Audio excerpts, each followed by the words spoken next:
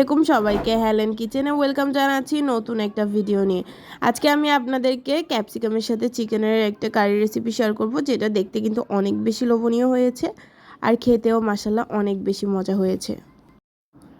ওটার জন্য আমি প্রায় এখানে 8 থেকে 9 পিসের মতো চিকেন নিয়েছি। এখানে হচ্ছে একদম যে মেন পিসগুলো থাকে ওইগুলো নিয়েছি। এছাড়াও হচ্ছে এখানে আমি 2টা ক্যাপসিকাম কেটে নিয়েছি আর ক্যাপসিকামগুলোকে এভাবে কিউব করে কেটে নিয়েছি, যাতে হচ্ছে রান্নার পরও কিন্তু দেখতে অনেক বেশি সুন্দর হয়।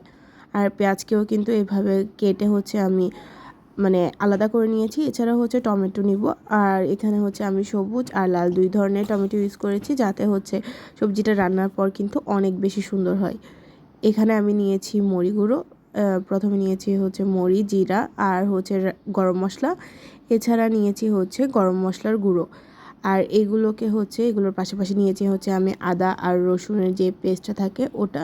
এখানে আমি প্রায় 1 টেবিল চামচ করে সবগুলো নিয়েছি। তারপর নিয়েছি হচ্ছে জিরা বাটা আর হচ্ছে কাঁচামরিচ বাটা। প্রথমে হচ্ছে আমি মাংসের পিসগুলোর সাথে আদা রসুনের পেস্ট, এরপর হচ্ছে সকল বাটা মশলা, এরপর হচ্ছে পরিমাণ অনুযায়ী হচ্ছে লবণকে হচ্ছে প্রথমে ভালো করে ম্যারিনেট করে রাখবো। আর এভাবে করে ম্যারিনেট করে রাখলে কিন্তু মাংস রান্নার প্রসেসটা অনেক ইজি হয়ে যায়, আর রান্নার পরও কিন্তু এটা স্বাদ অনেক বেশি থাকে। তারপর হচ্ছে আমি এখানে 1 কাপ পরিমাণে দুধ নিয়েছি। এই দুধগুলোকে হচ্ছে আমি ম্যারিনেট করে রাখা মাংসের সাথে হচ্ছে মিক্স করে ফেলবো। এভাবে করে হচ্ছে কিছুক্ষণ রেস্টে রাখবো। তারপর হচ্ছে একটা প্যানে হচ্ছে আমি পরিমাণ অনুযায়ী রান্নার তেল নিয়েছি। রান্নার তেল যখন গরম হয়ে আসবে ওইখানে আমি অ্যাড করে দিব হচ্ছে গোটা গরম মশলা। আর গরম মশলাতে ছিল হচ্ছে আমার দারুচিনি, এলাচ, গোলমরিচ, তারপর লং। এছাড়া অ্যাড করেছি তেজপাতা। আর এটাকে একটু করে হচ্ছে তেলের সাথে ভেজে নিব, যাতে হচ্ছে গরম মশলার ফ্লেভারটা ভালো করে আসে।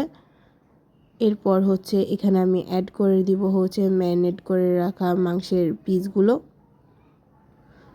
এ পর্যায়ে হচ্ছে চুলাটা মিডিয়াম আঁচে রেখে হালকা নাড়াচাড়া করে হচ্ছে মাংসগুলোকে ভালো করে কষিয়ে নিব।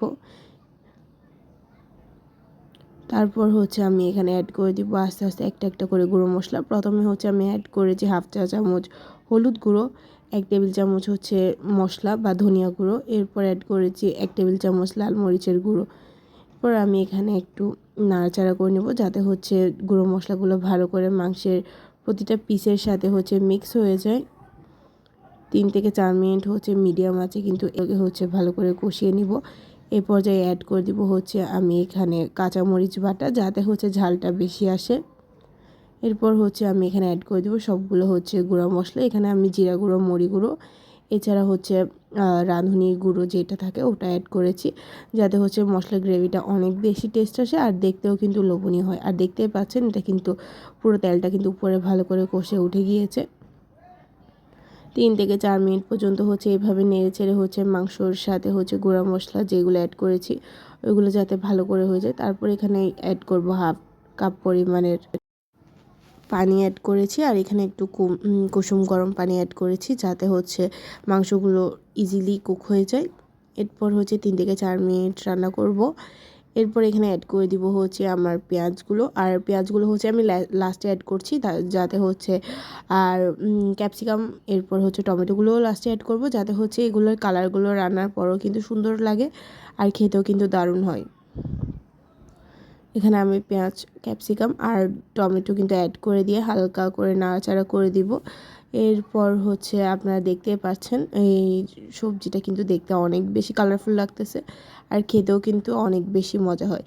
এছাড়া হচ্ছে এগুলো আমি 3 থেকে 4 মিনিট পর্যন্ত এইভাবে কুক করব। এরপর যে আমি কোনো প্রকার পানি অ্যাড করব না, কারণ হচ্ছে প্রতিটা সবজির সাথে হচ্ছে যাতে হচ্ছে মশলাগুলো ভালো করে মিক্স হয়ে যায়, এভাবে করে রান্না করব। তারপর হচ্ছে এখানে অ্যাড করে দেবো স্বাদ অনুযায়ী লবণ।